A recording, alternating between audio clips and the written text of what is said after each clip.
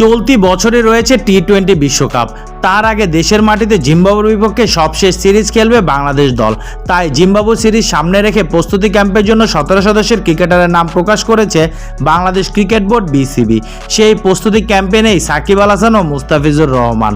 Zimbabwe series সামনে রেখে আগামী 26 এপ্রিল থেকে 28 এপ্রিল পর্যন্ত চলবে এই ক্যাম্প। জাতীয় দলের ক্যাম্পে অনেকদিন পর ফিরলেন মোহাম্মদ সাইফুদ্দিন। আছেন ডিপিএলে দুর্দান্ত পারফর্ম করতে থাকা পারভেজ হোসেন ইমনও। তবে ক্যাম্পে রাখা হয়নি সাকিব আল হাসান ও আইপিএল খেলতে ব্যস্ত থাকা মুস্তাফিজুর রহমানকে।